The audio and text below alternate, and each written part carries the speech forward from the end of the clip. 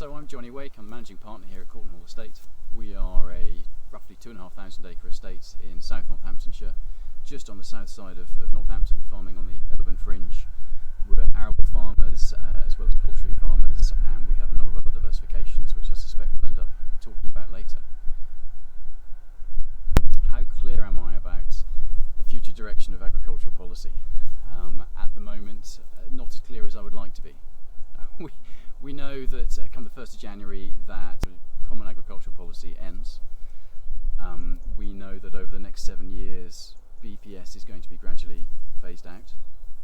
We know that ELMS, the Environmental Land Management Scheme, is coming in 2024. We know as of very recently that something called the Sustainable Farming Incentive is coming in as a kind of bridge or a stepping stone, if you like, between 1st of January and 2024, but we're still very unclear as to what that's going to look like. We currently think that's going to be probably at a fairly basic entry level for farmers, which is encouraging for some and discouraging for others. ELMS is the big question, and we don't know as much as we would like to know about ELMS. We know that it's going to be in 3 tiers. Tier 1 is going to be that relatively basic entry level. We know that the government wants the vast majority of farmers to join at Tier 1, and we know that Tier 3 at the other end is going to be on a kind of landscape scale for big institutions and things like that, and Tier 2 is something in between. But we would desperately like more detail on these, and indeed on the SFI that I mentioned earlier, so that we can start preparing and gearing up for these things. I think also that the current debate around food security and whether we can get through this without talking about coronavirus, I'm about to shoot, because whether the government now feels differently about food security having had coronavirus, I think is a very interesting debate, and whether we have indeed the money to do the plans that they originally thought is going to be interesting.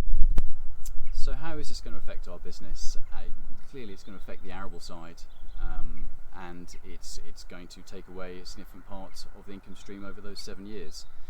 And so we, like many other farms and estates, have been trying to think ahead for quite some time now as to how we're going to compensate for that.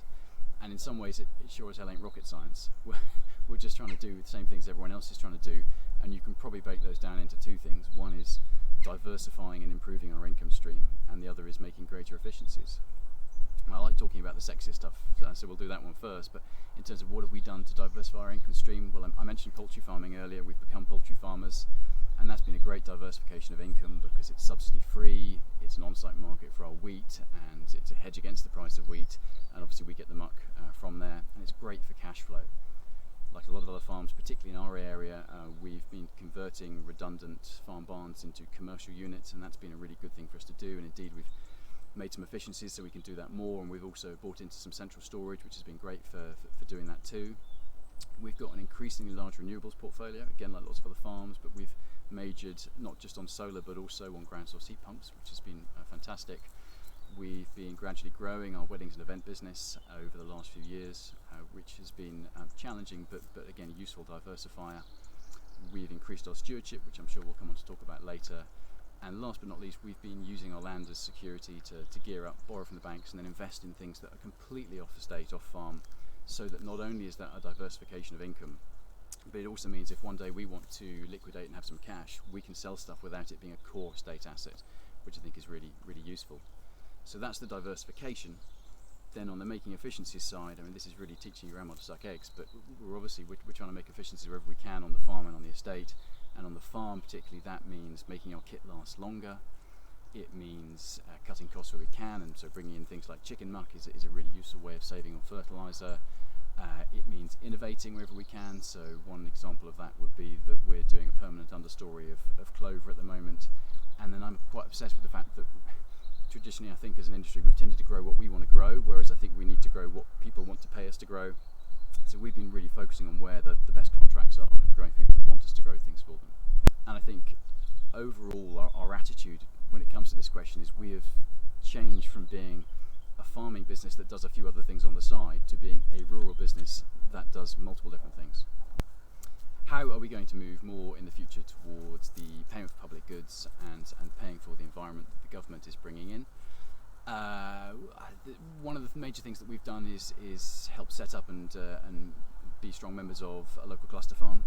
I'm a big fan of cluster farms, and it's been great for us as a local group of farmers to get together, work together, increase our cooperation and do things for local biodiversity, which has been fantastic. But more than that, I'd like to think it puts us in a good position when Elms kicks in. Whether that's for tier 2 or tier 3 is yet to be seen, but I think there's a strong argument to say be in a well-established cluster group when Elms happens, and you should be in a good position. In terms of our own stewardship, we are currently in mid-tier, but we are quite far down the road in discussions with Natural England, who've been really, really helpful in bumping us up to higher tier. So in a year and a bit, we'll be changing into higher tier, and that's going to be really interesting for us. I know there's a big debate around whether we're being foolish, because people are worried that when Elms kicks in, it may kick in at the baseline. You're going to measure from the baseline in 2024. DEFRA have continually said that's not the case, that it's an outcomes-based payment, outcomes-based rewards. We're bravely taking them at their word, and so we're going to have our baseline as high as we can possibly get it when we come to Elms. I know others are doing the opposite. And then the last thing that we're doing to really gear up for this is, from an educational point of view, one aspect of Elms that has certainly been mentioned in writing by DEFRA is that they want to see more education, and here at Courteenhall we're really, really keen, and have been keen for quite a while, to engage with local schools more. So we already work with Country Trust and the Royal Forestry Society, but we now also have a couple of local schools, one in particular, that are really putting in a big programme of work, so that they're going to be coming onto the estate throughout the year, and all the children from the school, and we're hoping to set that up as a model that then other local schools can follow and become a real educational hub for all things rural. What opportunities do I see for land managers in terms of government policy at the moment? Sometimes it can feel difficult to look at opportunities because the threats seem quite overwhelming at times, but I think there definitely are opportunities from the current direction of travel. The previous way of us farming as an industry, I think, has generally been accepted as not being particularly sustainable in the long term. An interest in soil health was marginal even just 5 years ago. Now as an industry we're obsessed with soil health, to give you one example, and so I think it's a question of embracing that. And BPS, one of the things I do not like about it is that it does not encourage innovation in any way, and this hopefully will make people and us as an industry really focus on how can we do this better, how can we make it more environmentally sustainable but also more financially sustainable.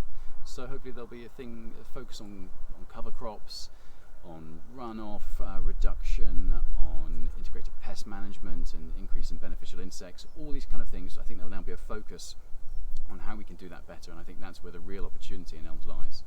I think overall I'm optimistic. I think there's going to be short-term pain but hopefully long-term gain. The current system, as I mentioned briefly earlier, I just don't see as sustainable. It's not sustainable politically, because when we come out of the EU, the government will not, under any party, be able to justify the sums of money we've seen on agricultural policy being spent on our industry alone. So change has to come, so we have to embrace that whether we like it or not. It's not sustainable financially to carry on as we are. 42% of farms at the moment make a loss before BPS. BPS is going. If you're in the top 25% of farms, the figures seem to show that actually maybe you're okay. But I think it's generally accepted that we can't keep farming to the degree that we have been up to the very field edge, wheat rape, and things to carry on for the next 50 years as they were. So change is coming. Whether you're optimistic or pessimistic about it, you've got to do something. We've got to grab it and run with it, because otherwise you get left behind.